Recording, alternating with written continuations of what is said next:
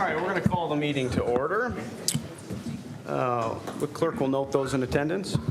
All will be noted. Thank you. Will you please join me in the Pledge of Allegiance? I pledge allegiance to the flag of the United States of America and to the republic for which it stands, one nation under God, indivisible, with liberty and justice for all. All right, jumping into item 2, approval of the minutes. I trust everyone's had a chance to look at the minutes of the regular City Council meeting on September 13th, 2022. If there aren't any corrections, I'd entertain a motion to approve the minutes. So moved. I have a motion. Do I have a second? Motion is second. All those in favor say aye. Aye. Any opposed? Motion carries. The minutes are approved. Moving on to item 3, adoption of the agenda.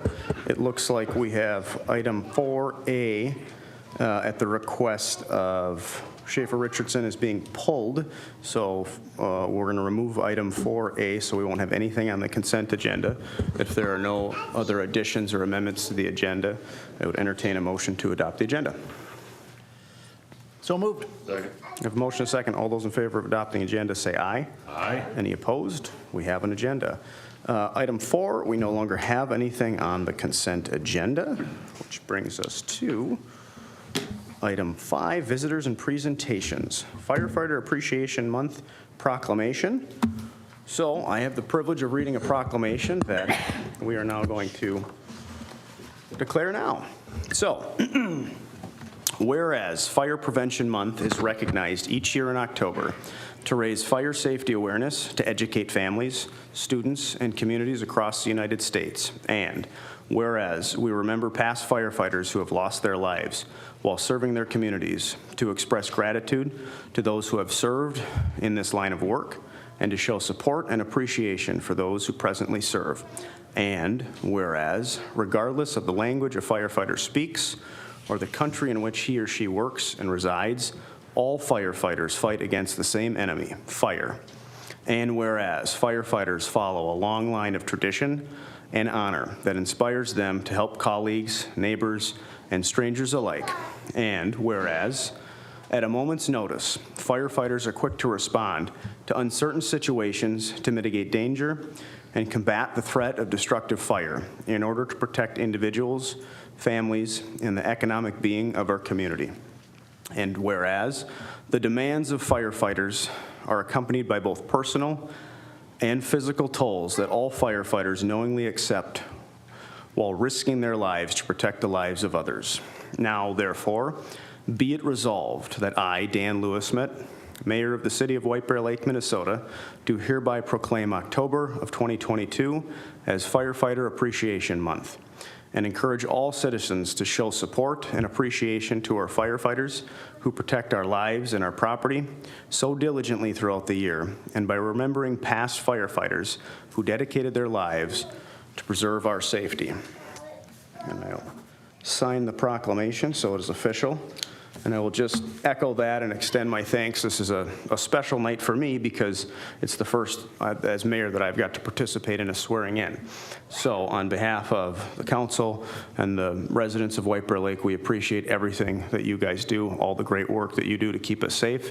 And our prayers are with you that you stay safe and continue to serve us admirably as you've done for many, many years. So with that, I think we should give these firefighters a round of applause.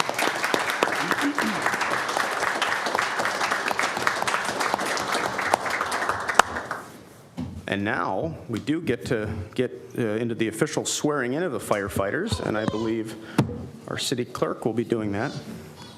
And Chief Peterson, come up to the podium.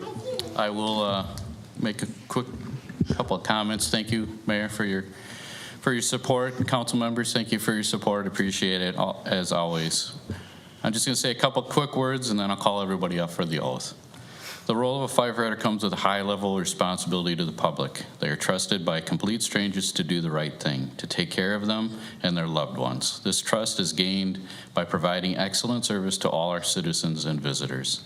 The fire service is rich in traditions. One of them is swearing in via an oath. The oath is a promise to faithfully discharge the duties of the office to the best of their abilities, as well as support the Constitution of the United States and the state of Minnesota. At this time, I'd like to call forward the department members that will be recognized this evening. After they complete the oath, I invite a family member or friend to place a badge on their uniform. Thank you to the family members and friends for supporting them. Without your support, their job would be even more difficult. So we'll start with our newest firefighter. It's firefighter EMT Naomi Van Zee. She's a part-time employee and has been here only 8 months. So Naomi, come on up. And then I'll ask firefighter EMT Melissa Mondo, who is a part-time employee. She was here for a while, left to start a career job in St. Paul, and then fortunately came back to us and is here as a part-time officer. So our firefighter, she is total about 7 years, yes. And firefighter EMT who's a paramedic student, so he's a little tired these days. Ben Federer, 7 years. Come on up, Ben. And then firefighter paramedic Nick Cook. He's a full-time employee. He's been here for 2 years. And firefighter paramedic Brad Boischer is full-time. He's been here for 4 years. So I'll welcome everybody up. And then Callie will have you do the oath.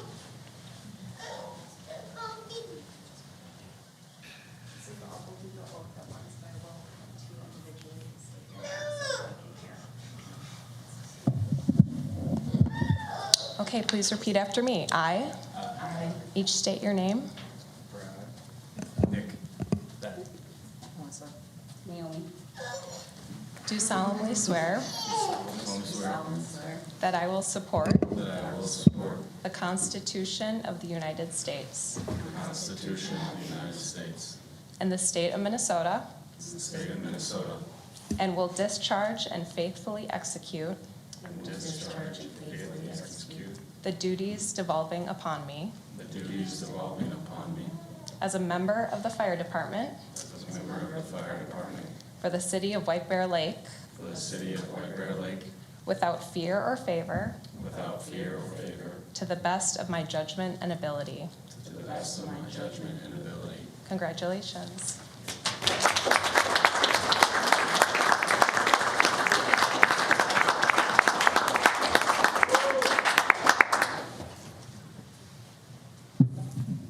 I didn't realize I was going to get a bonus firefighter. It's got the badge and everything.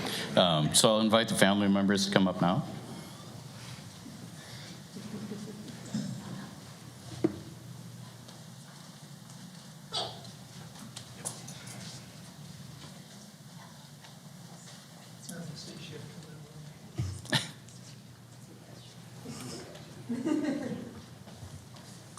You can go ahead and place the badges at this time.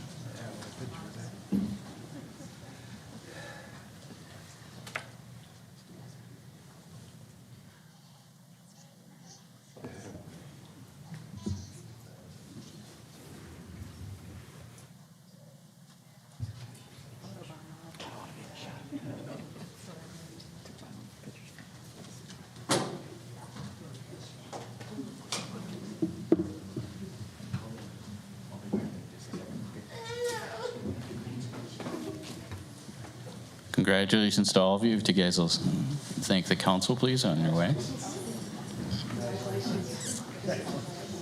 say welcome, but I'll just say congratulations.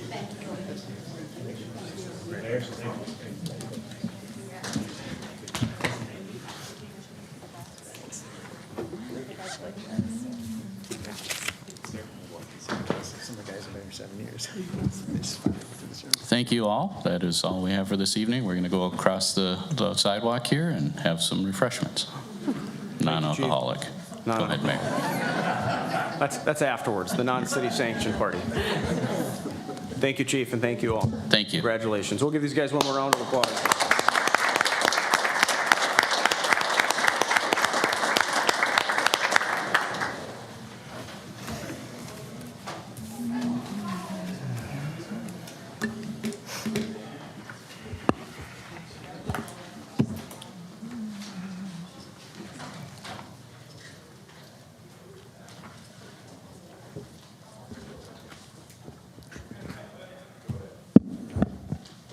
All right. right.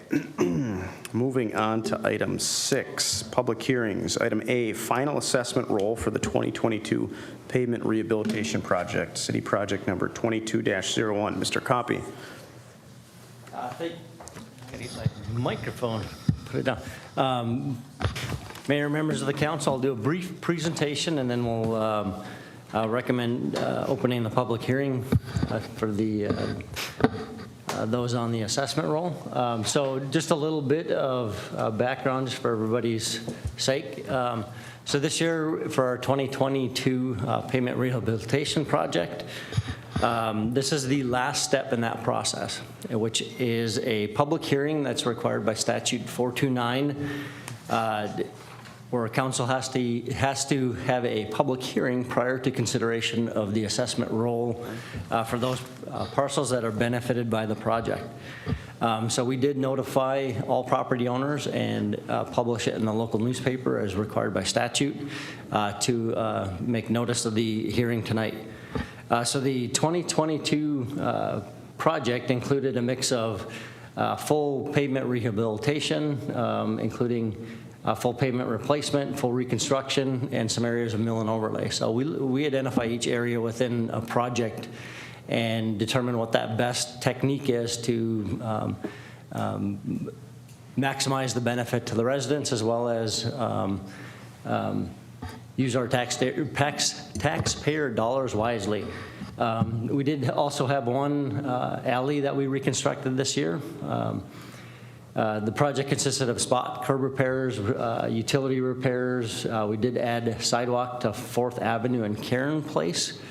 And we also coordinate with private utilities to do those types of improvements at the same time so that we don't have future damage to the roadway in upcoming years for, electric cable, things like that coming in after the fact. So that was also done as part of the project. So the project area generally consists of the area north of County Road 96 and west of Highway 61 in that corner there, as shown on the map up on the screen. So those are the areas that we had, the full reconstruction, just the pavement rehab, and the mill and overlay areas. So getting up to this point, we did follow a public process. Back in October of 2021, we had our first neighborhood meeting where we got the neighborhood up to speed. We listened to any concerns, questions, and then in March of 2022, we had our first required public hearing. That was a public improvement hearing where council considered resident concerns and feedback. We did modify the project with some sidewalk modification. So that's following that process. Council ordered the project and we took the project out for bid. This, like I said, is the last official step in the project to levy the assessments against those benefited properties. So tonight, residents, if anyone's in attendance, can appeal their assessments. We include that step-by-step process in the notifications that we provide to each of the residents. So tonight, by the end of the meeting tonight, any residents interested in appealing their assessments would have to provide written notice upon the city. And then within 30 days of, if council elects to adopt that assessment roll, within 30 days, any resident who files a notice tonight would have to file with the district court within 30 days of adoption of that assessment. So that's, we've outlined that in our letter to those residents. So anyone in the audience can do that tonight. So this year we have an interest rate set by our finance department at 5.22%. Assessments can be paid over 10 years for residential parcels and 15 years for any apartments and commercial properties on the project. If any resident wants to apply for a senior hardship deferral, they can contact the engineering department following the adoption of the assessment roll tonight if council does so. As of right now, staff has not received any written appeals of their assessments as of right now. Not that anybody in the audience still could yet tonight.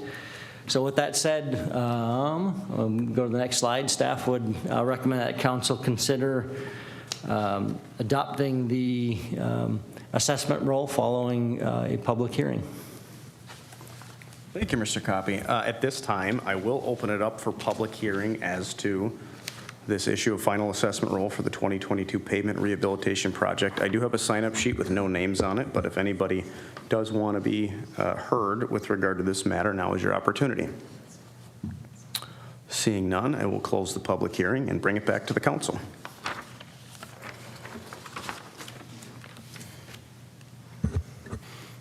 Anybody have any questions for Mr. Copy or comments? Councilmember Walsh. No questions or comments. I'll move approval of the resolution in front of us, if that's in order. Second. I have a motion, a second. Any further discussion? Seeing none, all those in favor say aye. Aye. Any opposed? Motion carries and the resolution passes. Moving on to item 6B, Birch Lake Improvement District 2023 service charge. And this one is Ms. Crawford. Thank you, Mayor, members of the council.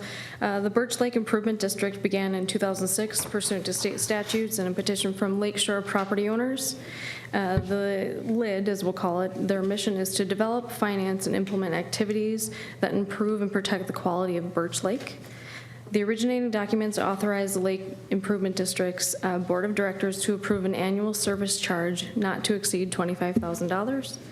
So that board did meet and had their annual meeting on Wednesday, August 17th, to set their 2023 budget. They are requesting the City Council approve a special service charge of $21,700 for certification in 2022 for taxes collectible in 23 for revenues to support those activities. Property owners pay an equal amount of the annual service charge, which is $350 per property for 2023. So the 23 expenditures do remain consistent with the previous year's budgets and are based on the residents' desire for special projects related to studies, restoration, and chloride monitoring. The treasurer of the Lake Improvement District states that there are sufficient funds to cover any additional work.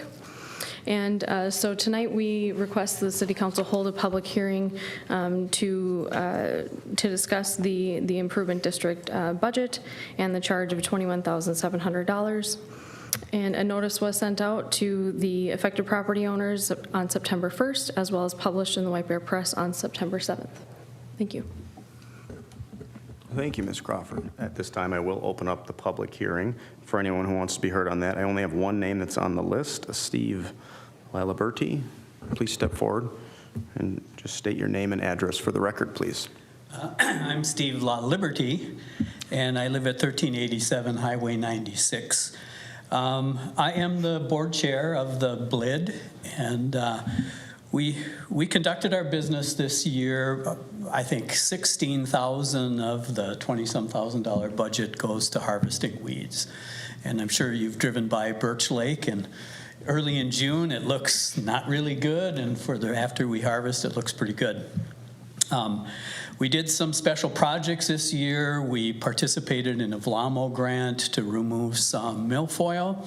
We did a fish survey. I'm happy to report that northerns have taken over as the dominant species. At our annual meeting, we approved a couple of new special projects. One is that the homeowners agreed to contribute $1,000 to the Rotary Park environmental project. I was happy to see that, because I'm trying to convince our members to build the brand of Birch Lake and be a good citizen organization. So I was happy that we participated in that. The kind of business as usual. We'll run the harvesting next year. We'll do an update of our lake management plan, and it's basically business as usual. Thank you. Any questions? Councilmember Edberg. Thank you, Mr. Mayor. Mr. Laliberti, my recollection is that you disposed of the previous harvester that you had. Did you guys purchase a new one, or are you contracting for that, or what tools are you using for de-weeding the lake? Yeah, we did divest of the harvester. It basically became too much to manage. And we hired a harvesting company, and we contract with them in January. They come out, they spend a week. They took hundreds of loads out, and they bring it up to the Ramsey County compost, which is wonderful because the shorter the distance, the more weeds they can remove in that period of time. So yeah, it's our third year with them. We're very pleased. This next year, we're looking at having them bring in an additional smaller unit. So if individuals would like to clear the weeds into their docks, they can do that privately. And if I could, so just out of curiosity, what species is in number 2? Well, bass is number 2, and typically bass is the top of the food chain. And every 3 to 5 years, we get a lake freeze, and we lose the big fish, and then Mother Nature takes over, and things happen again. Thank you. Sunfish are always abundant, so if you've got grandkids that want to come, there's a little public access dock. You can catch them all the time, so it's a lot of fun. Thank you, Mr. LaLiberty. Thank you. All right, is there anyone else that would like to be heard on this issue? Seeing none, I will close the public hearing and bring it back to the council. Move to approve, Mr. Mayor. I have a motion. I have a motion and a second. Any further discussion? All those in favor? Mr. Mayor? I'm sorry, Councilman Bradburg. So just a request. We routinely receive income statements, but we don't receive balance sheets.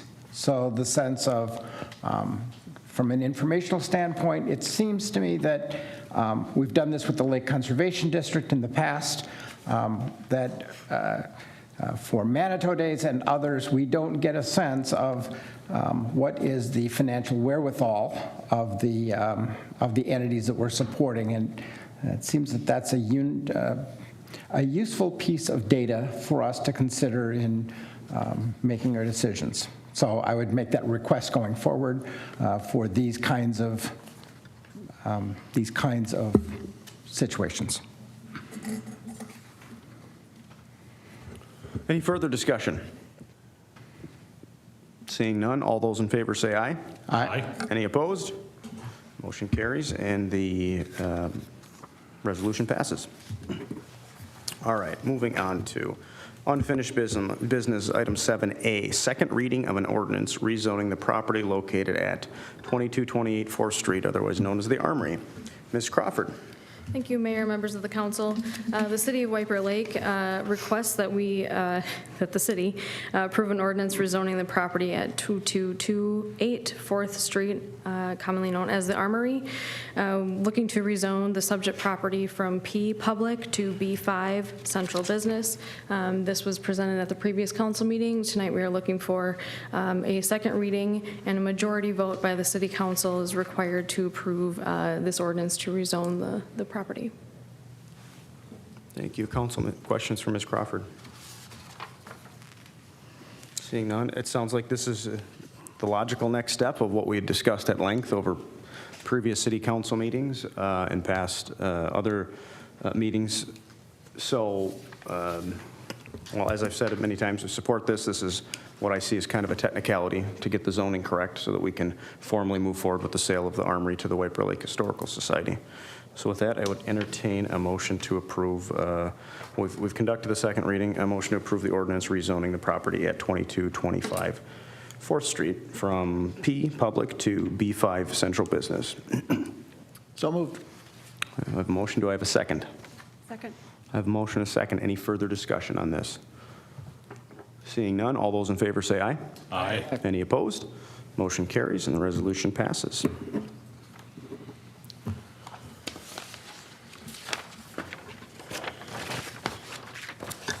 All right, moving on to item 7B, interim moratorium ordinance, sale of cannabis products. Ms. Crawford.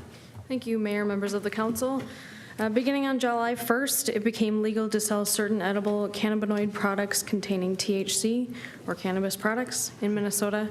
The act allows cannabis products to be sold if certain requirements are met, including that there are not more than 5 milligrams of THC per dose and 50 milligrams of THC per container. The purchaser is at least 21 years old, and the products are not marketed towards children.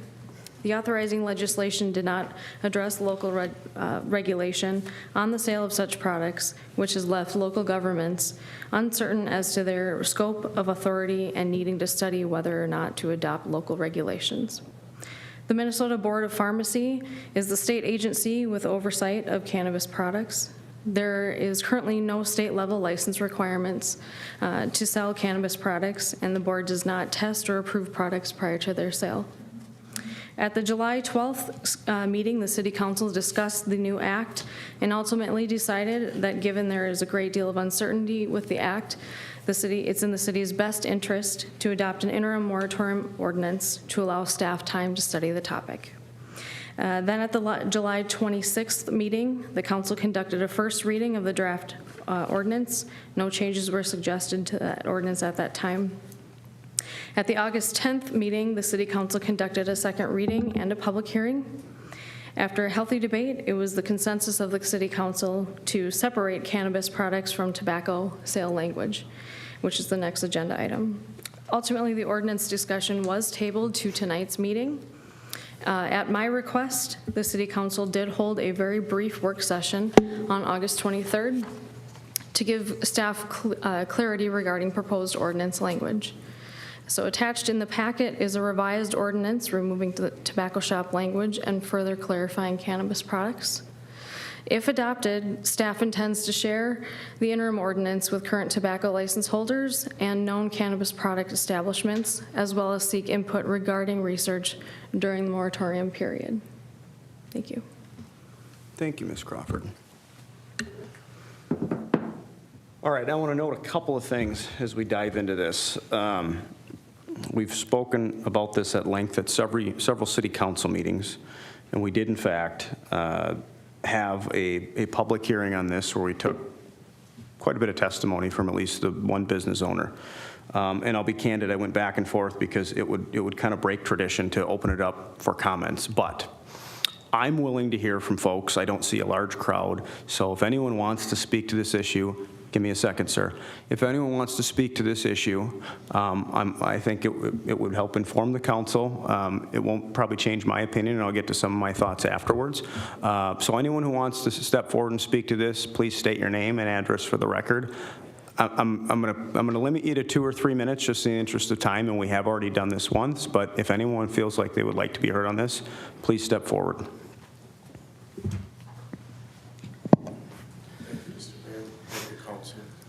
My name is Raja Wazwaz. My address is 1084 Pine Hill Lane, White Bear Township. And I own 2 shops on Highway 61, one right here in the mall, and then one in front of, behind the Kowalskis. And what I would like to say is, my store employs 5 people to 10 people. In the summertime, we go up to 10, my 2 stores. And the products that we sell is very important to my business. I have 5 children. My wife is a stay-at-home mother with twins.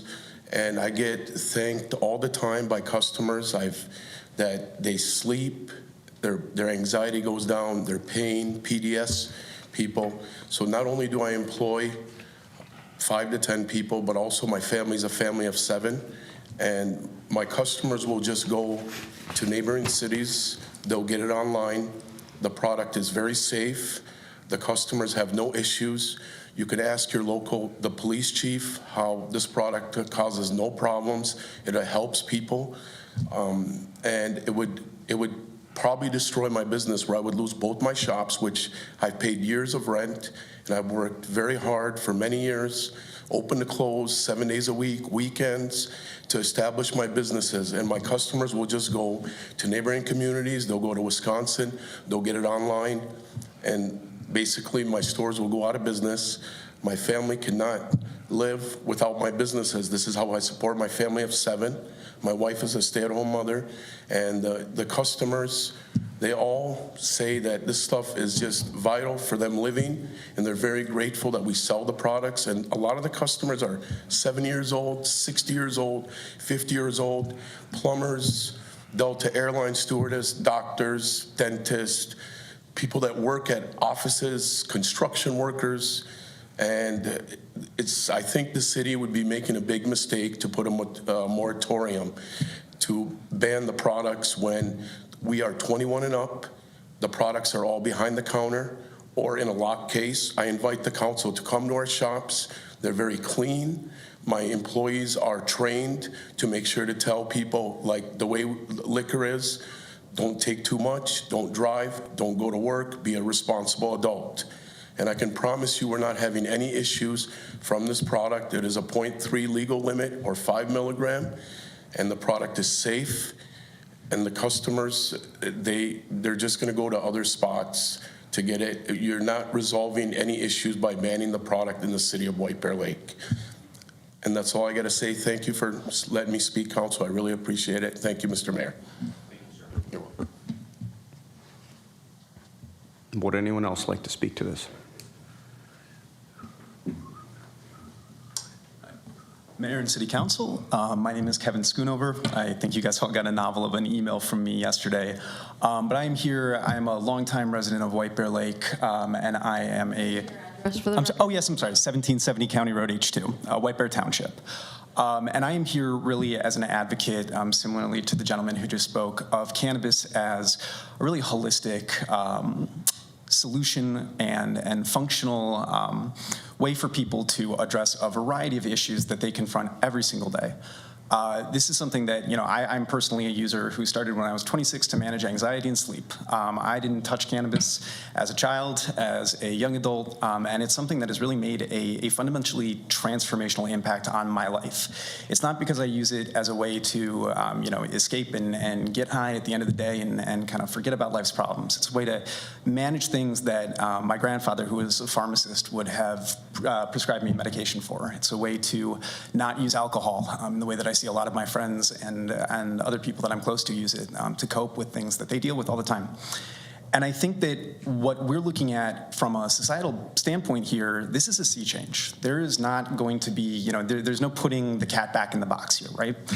Cannabis is here to stay, and the real goal of the council and every community that is faced with this substance as a new reality is how to promote it safely and responsibly and make sure that it is in the hands of people who can continue to educate the community about that safe and responsible use. So to me, you know, this really is a conversation. There is an inevitability here that, you know, it is going to be part of this community, whether it's sold directly in White Bear Lake or not. So it really becomes about proactively managing that conversation for your community. And I think you have a great opportunity here to be one of the leaders in that conversation for the state of Minnesota. So, you know, I've got a lot of experience here from New York, from California, from markets where this has been legal for a while, and I'm more than happy to, you know, point to examples of cases where people have done it well and not done it well, because I've seen both. So I'm more than happy to answer any questions you may or may not have tonight or at any point in the future. But I appreciate your time and look forward to the resolution here. Thanks. Going over.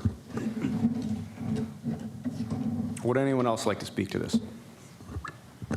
Seeing none. All right.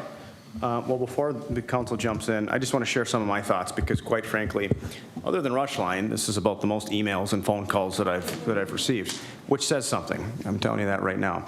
I want to dispel kind of some of the misconceptions that I've heard surrounding what this moratorium actually means. I think there was a petition on one of the businesses that says we want to ban all hemp products. Well, that's not true. We have a very carefully worded moratorium, and I'll get to what it really does in a second. But the actual wording of the moratorium, I think, is important. First, it's defining cannabis products as meaning edible cannabinoid products regulated by the Act effective July 1st, 2022. And a clear exception that says the moratorium imposed by this ordinance does not apply to the sale of medical cannabis or non-edible hemp products that were lawful to sell prior to the effective date of the act. Now, I'm drinking from a fire hose with this and learning as much as I can, as quickly as I can, but it seems to me that there's a whole body of products that a lot of residents in White Bear Lake enjoyed for a whole host of medical reasons, whether it's insomnia or sleep or joint pains, all kinds of things. And my understanding of the moratorium, because we worked hard to get the language right, is that we're not trying to upset that. It's really what this new phenomenon was that was legalized after July 1st of this year. And the point of the moratorium is As a matter of just good practice, we're going to set it at 1 year because that's what's done. It doesn't mean it has to go a full year.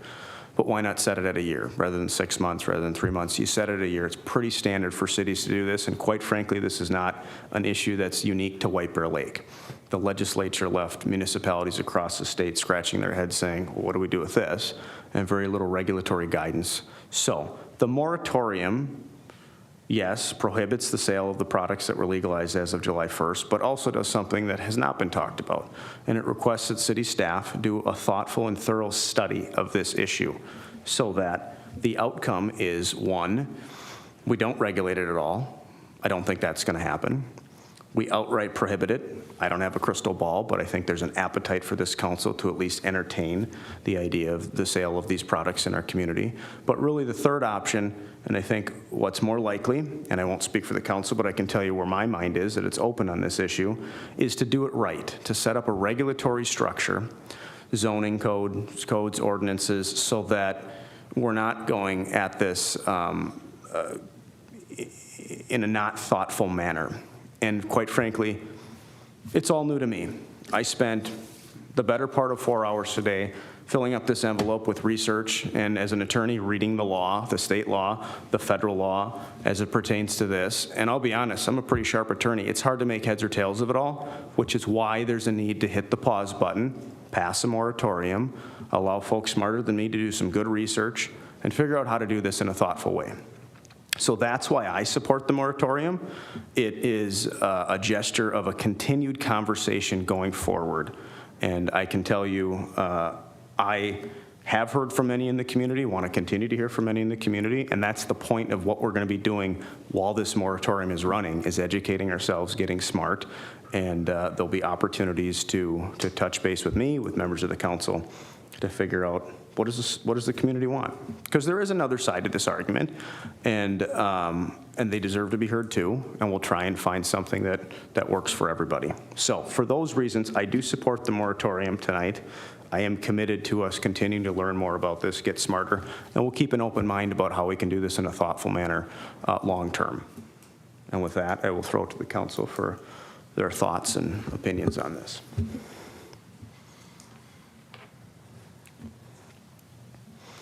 Councilmember Jones. Since Heidi said I better go first, she gave me the look. To me, it's not about using the product or whether it's safe, although I do have concerns because the federal government doesn't consider this legal at this point. But none of that is really concerning me. What is concerning me is where it's sold. That's the problem. And who is selling it. At this point, to, again, everything that you addressed, Mr. Mayor, was the law is muddy. I don't know why it was passed away. I do support the legalization of THC, whether it's for whether it's derived from hemp, whether it's derived from marijuana. I'm not even paying attention to all the alphabet soups on it. It's not about that. It's about the regulation of where it's sold, period. It is a narcotic. People could cut hair and they need a state license, but now we can sell THC, a mood-altering narcotic, and we don't need any licensing, and our ordinances do not address that. They need to be. End of story.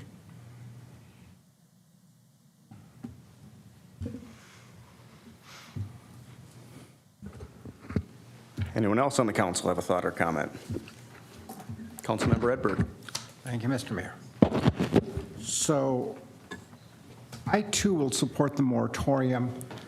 I anticipate supporting two subsequent activities, one being licensure and the other one being zoning. I'm not, all other issues, it seems to me, should be regulated at the state level, whether that's issues of possession, intoxication, commerce, whatever those things, tax collection, are all issues to be resolved at the state level. But I will share Mr. Jones's opinions that where it is being sold is an issue of concern. I would support the requirement that retailers selling products would be required to register or obtain licenses so that we know where those venues are. That permits law enforcement to assess the products that are on their shelves or that are being sold there to ensure conformance with state product regulation.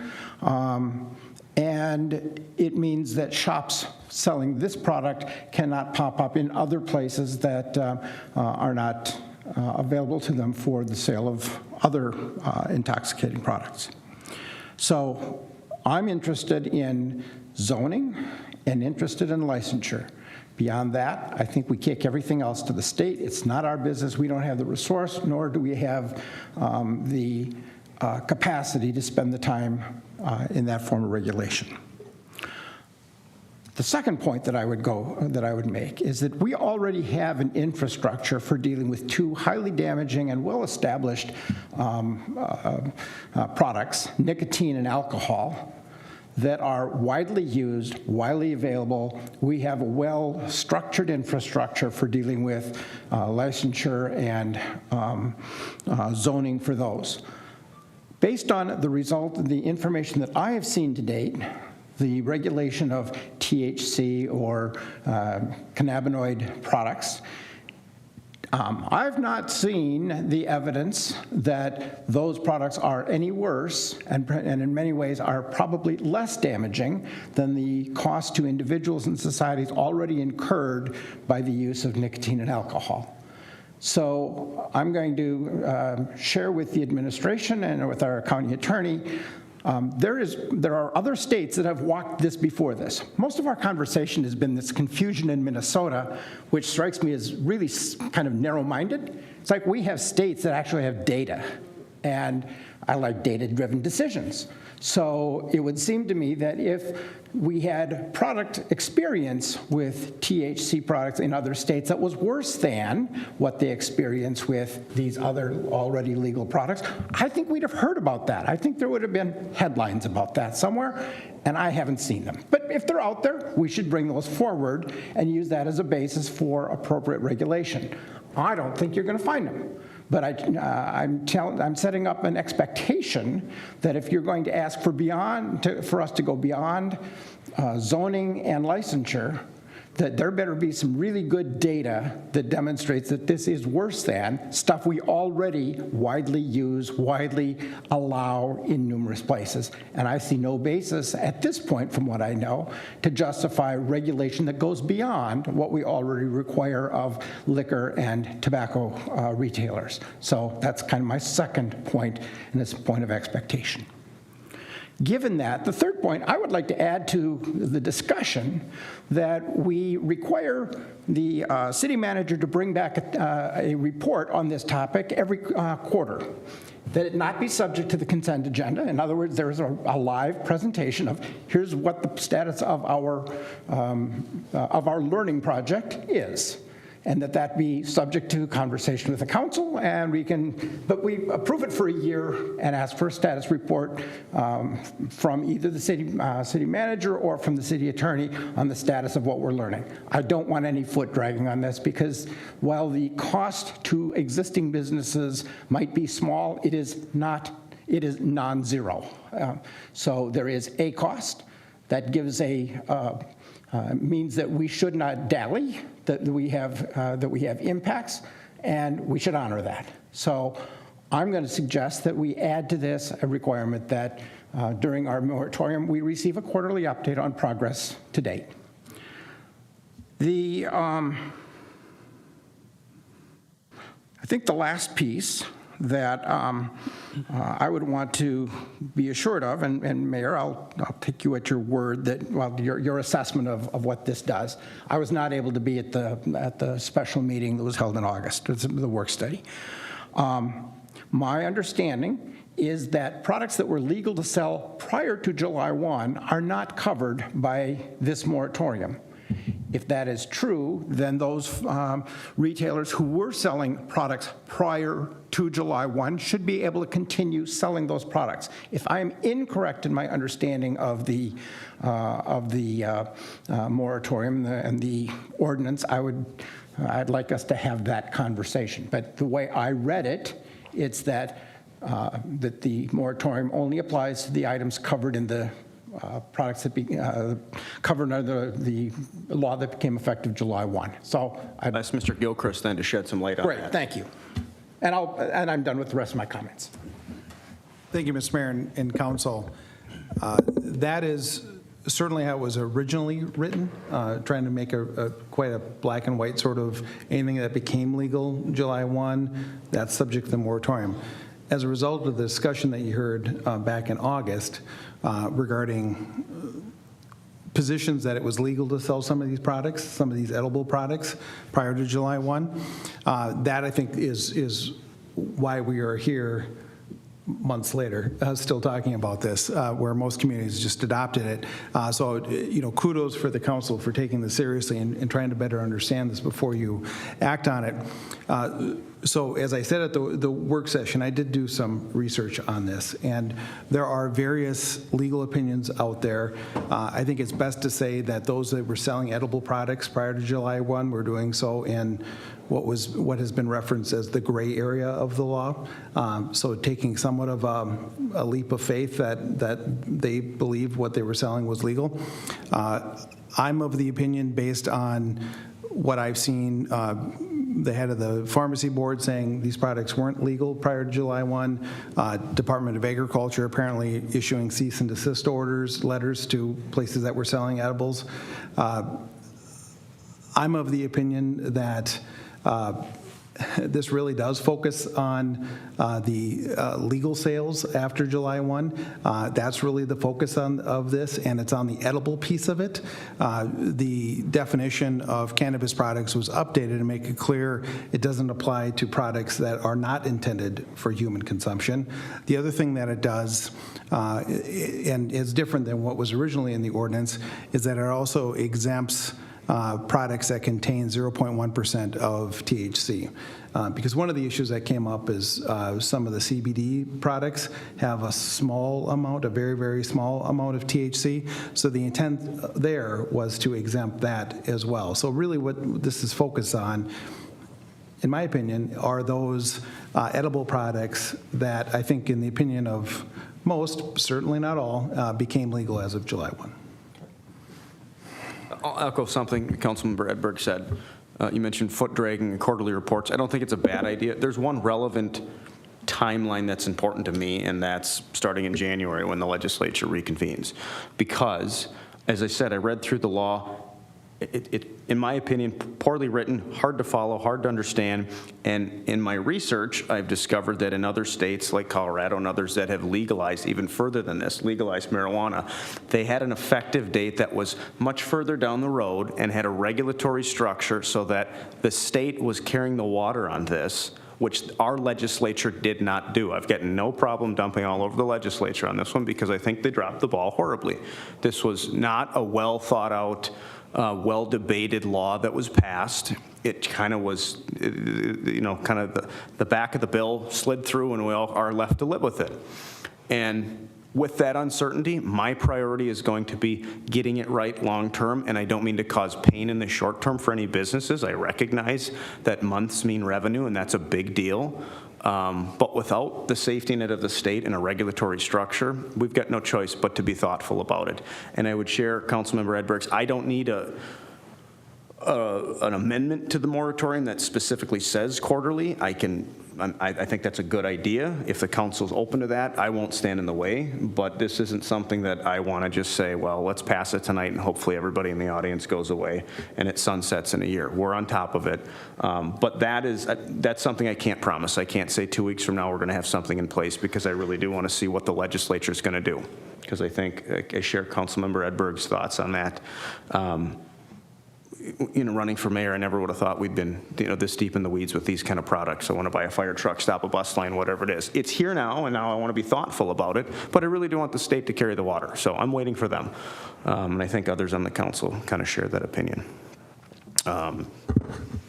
Councilmember Hughes, did you have something? I did. I guess I just wanted to add to that. I appreciate everything that the two other council members had said previous, including what you said. That I don't really want to be in the forefront of this. I think that I have expressed to many people my confusion of all the H9s, Cs, and I don't want to have anything to do with it. I don't want to stop any business, but I don't want to be writing any kind of regulation that anyone is going to follow, because it will not make sense.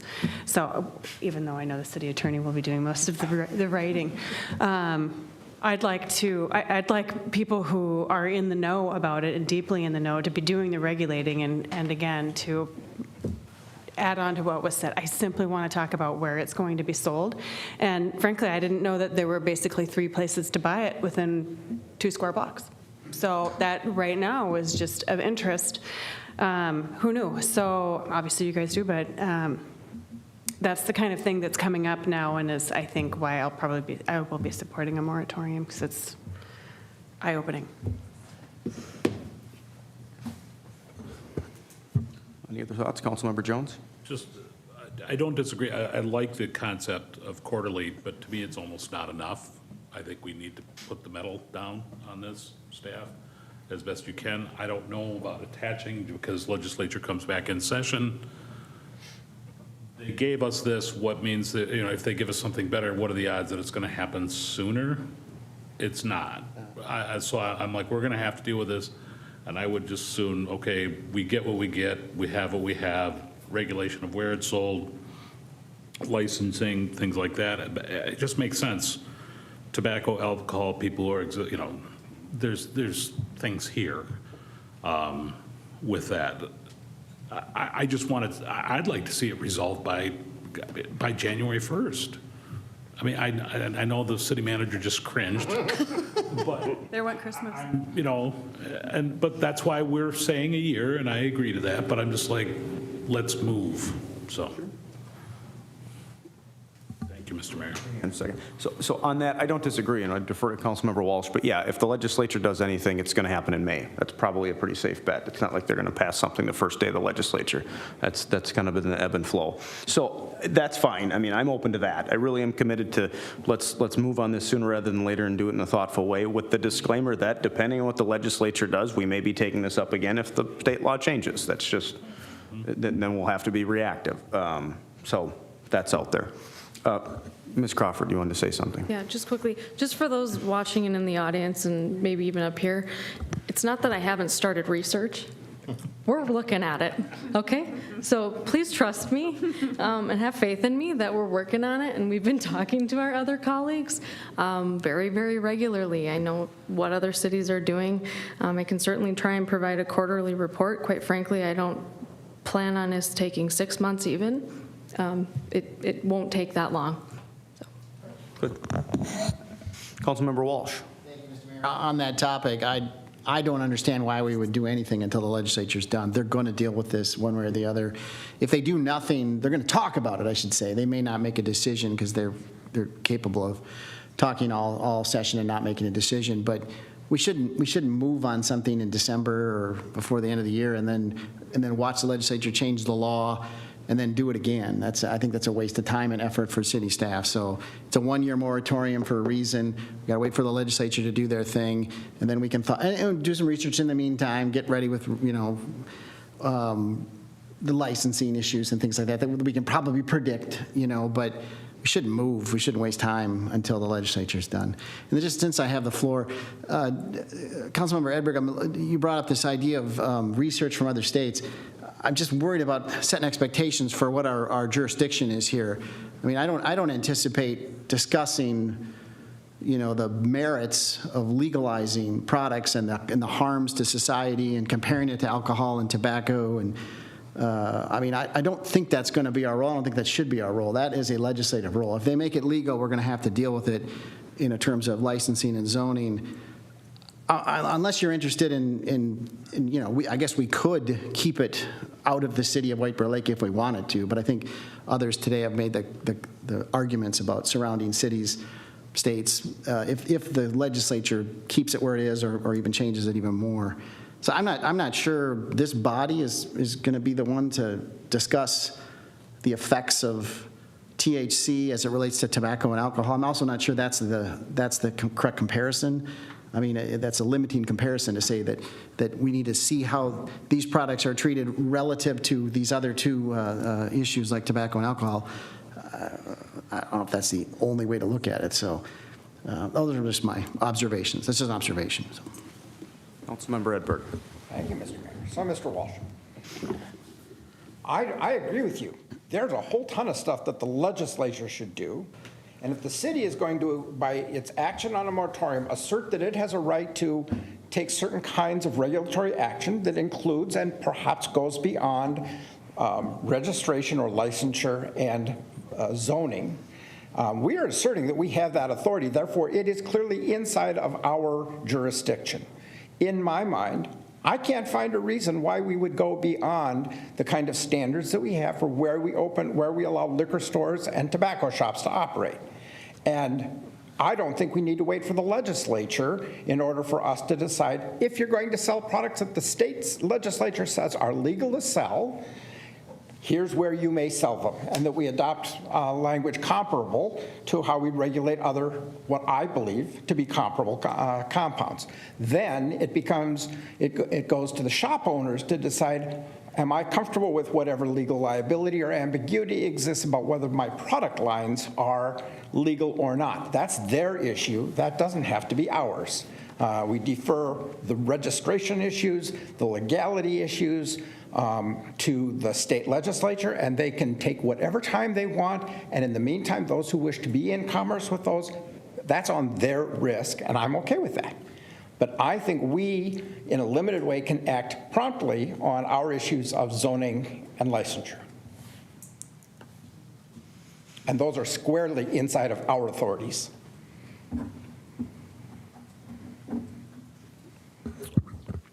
All right. Any final thoughts on this? Seeing none, is there an appetite or a motion from someone to move the interim moratorium ordinance that we have before us? I'll move approval. I have a motion. Do I have a second? Second. I have a motion and a second. Any further discussion? Seeing none, all those in favor of approving the interim moratorium ordinance sale of cannabis products, say aye. Aye. Any opposed? The motion carries. The ordinance passes.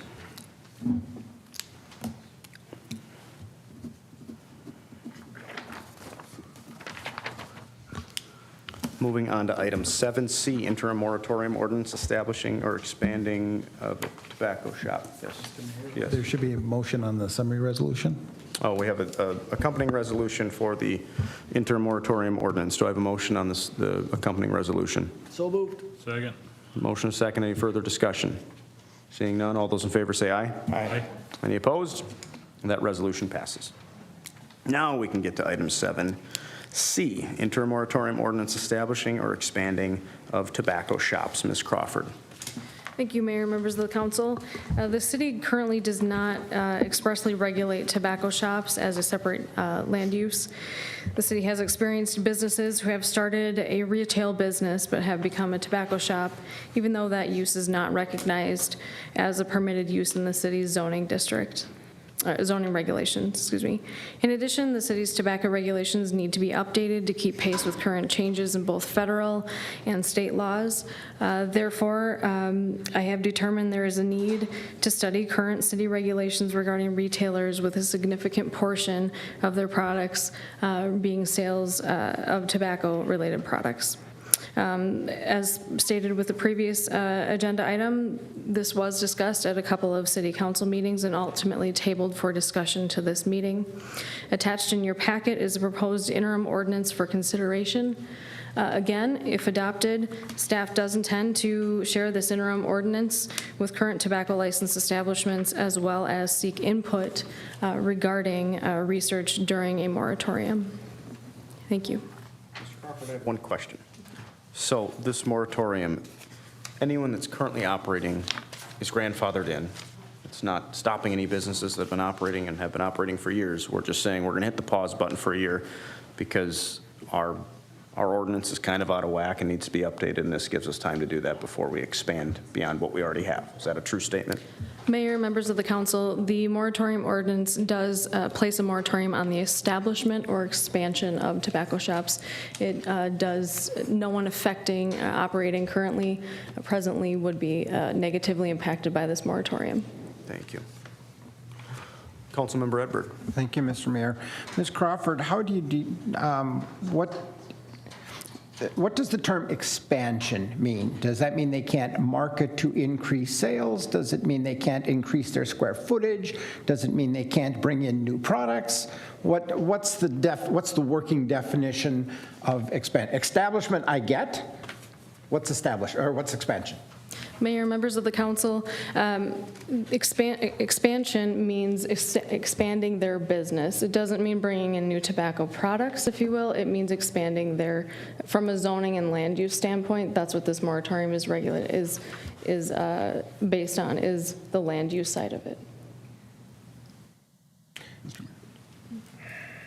Mr. Gilchrist. Thank you. If I can just quickly expand that, there is a definition of expand in the ordinance, and refers to increasing the amount of shelf space or floor area within an existing store used to display or sell tobacco-related products. So it's a volume area expansion, not a product. So they'd be able to maintain their shelf space footage if they can move product faster, more turns in the same space. We don't care. They just can't have more line footage of shelf space for the product. Okay. Councilmember Jones. So expansion would not say, okay, you can put more signs that are illegal to put there anyways out there on the sidewalk. Not illegal. Point taken. Well, they are when they're on the sidewalk. Anybody else?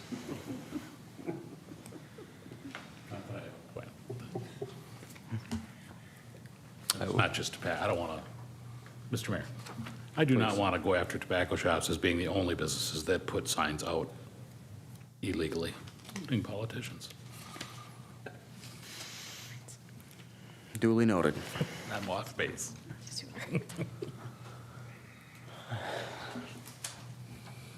Would anyone like to move this interim moratorium and resolution? Move to approve, Mr. Mayor. I have a motion. Do I have a second? Second. I have a motion, a second. Any further discussion? Seeing none, all those in favor say aye. Aye. Any opposed? The moratorium and accompanying resolution pass.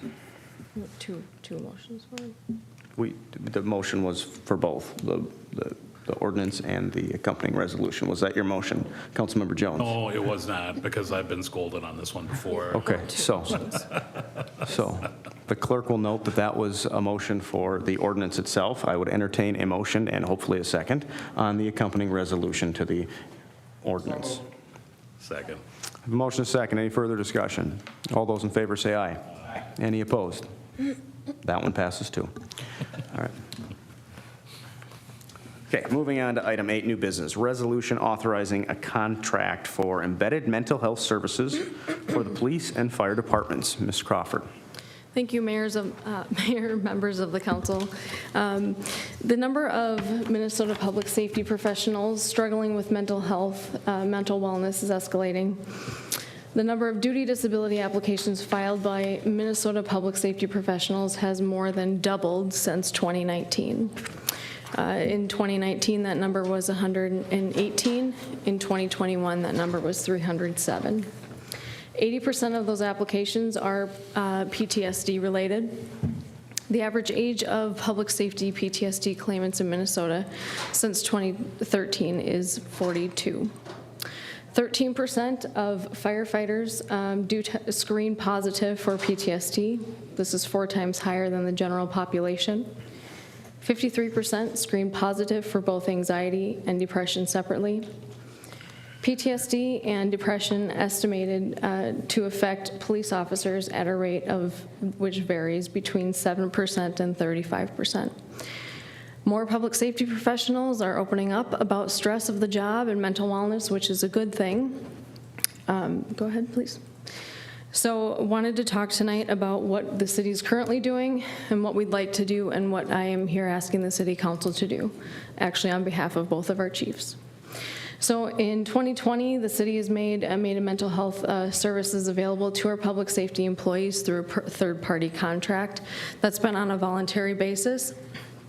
We are finding that the number of participants is low in that, so what we would like to do is take a more proactive approach and provide an embedded mental health service by bringing a professional to the departments while they are working to provide training, complete ride-alongs, accompany crews on significant calls, and be available during crisis situations to help debrief significant events.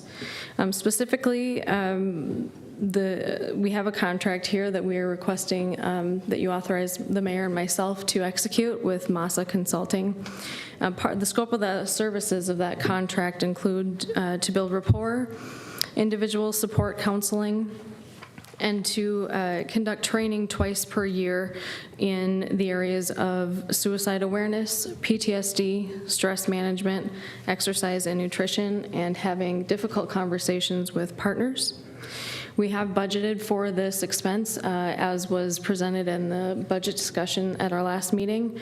Annually, that cost would be about $52,000.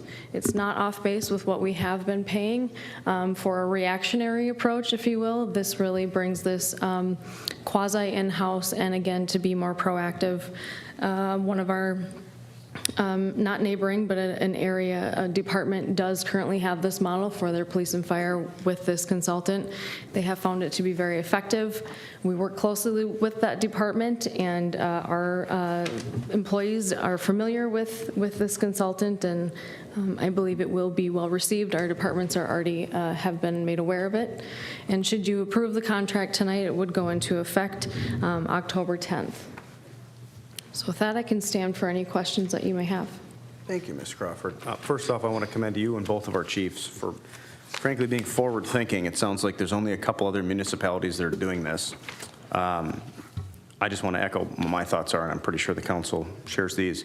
At a time when our first responders are spread more thin than ever and under incredible scrutiny and stress, I think any additional resources that we can offer them to help them not only do their jobs better, but lead better lives outside of work makes sense. And when Ms. Crawford and I talked about kind of what we've been spending to be reactionary, which quite frankly isn't as effective of a solution, that the dollars and cents kind of pan out to be not that much more. This sort of seems like a no-brainer, and I'm really excited not only for this to be a tool for our current firefighters and police officers and paramedics, but also at a time when we're having a hard time recruiting people, that if this is an extra benefit that White Bear and only a couple other municipalities have to offer, maybe it'll give us a leg up so we can attract the best personnel possible. So I would support this. I'd urge the council to support this. With that, I'll throw it to the council for discussion. Councilmember Walsh. Thank you, Mr. Mayor.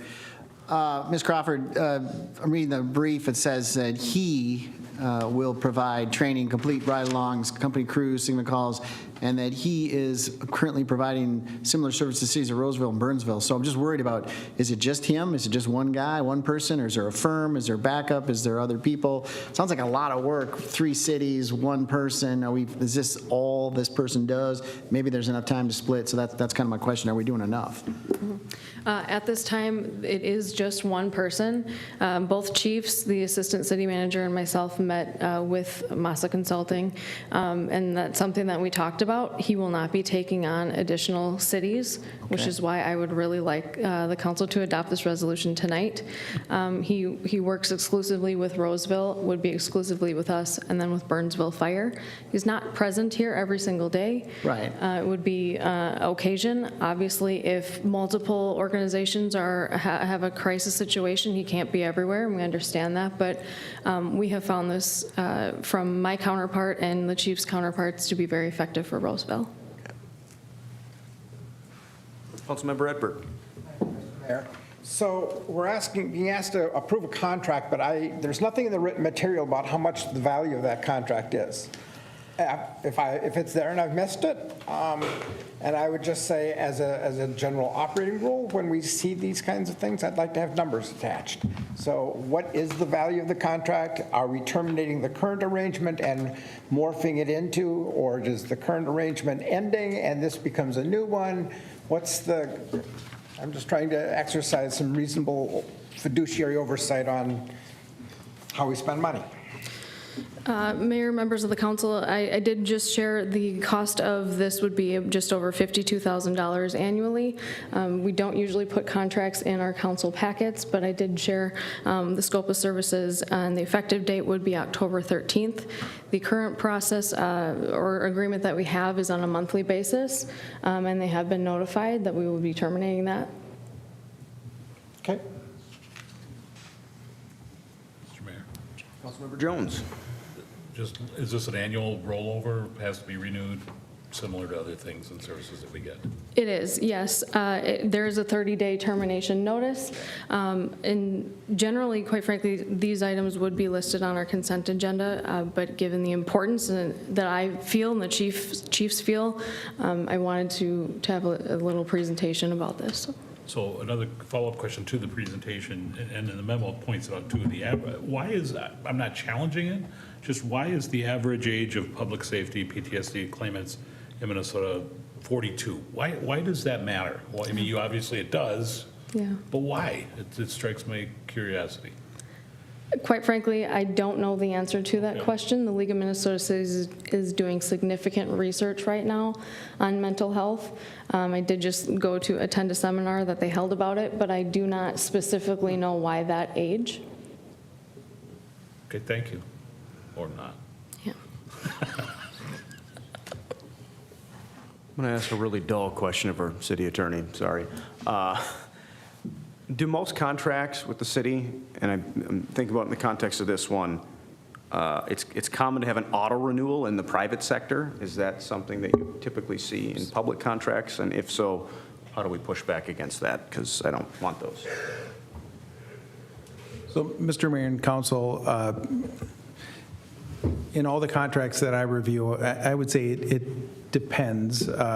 There's usually some auto-renew for some period of years, but it's usually fairly short, a 1 or 2 year period with an auto-renew for another 1 or 2.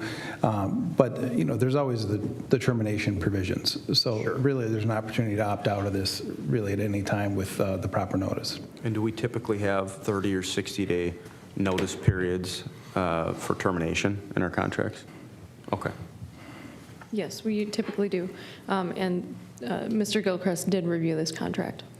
Yes, 30-day termination. Okay, thank you. Thank you for indulging me in contract law.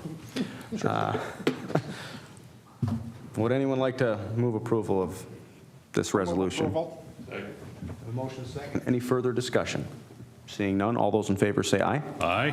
Any opposed? The resolution passes, and we will get this contract in place. Thank you, Mayor, members of the council. This one means a lot, so I really appreciate it. Thank you. Yeah. Item 9, discussion, nothing scheduled. Item 10, communication from the city manager. Ms. Crawford. Right. Thank you, Mayor, members of the council. A couple of upcoming events. We did just actually have a short notice. We had a ribbon cutting today for a level 3 EV charger at the White Bear Superstore. That's the first level 3 electric vehicle charging station in White Bear Lake.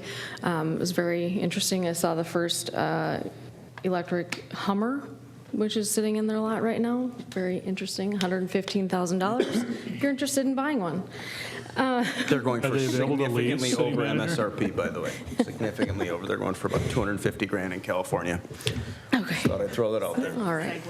You're right. We do have a ribbon cutting September 29th at 3:30 p.m. for Allied Care Services. We have our fire prevention open house at the South Fire Station on Tuesday, October 4th from 6 to 9 p.m. The fire department is a Ramsey County Library Storytime guest on Friday, October 14th at 10:30 at the library here in White Bear Lake. And the workshop number 2 for the County Road E corridor study will be held at the Vadnais Heights Fire Station on Wednesday, the 28th. Tomorrow. Yep, tomorrow. I actually think it's Thursday. That slide Redeemer maybe. is Thursday. The one for White Bear Lake is at Redeemer on Thursday. Okay. And the Vadnais Heights one is correct up here. I'm sorry about that. I should have listed the Thursday White Bear Lake workshop, which is from 6:30 to 8:30 on Thursday, not at the Vadnais Heights. fire station. Well, there is one at Vadnais Heights. I know, but it's not for us. Yes, but not for us, Yeah. right? And then, so I apologize, that is incorrect up there. And then just a reminder for the city council, the board and commission recognition banquet is October 4th at 6 p.m. at the Boatworks Commons, hoping that you can all make it to that for that recognition event. That's all I have, Mayor.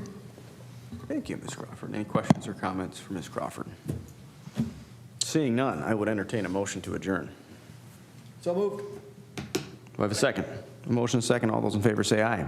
Aye. We are adjourned.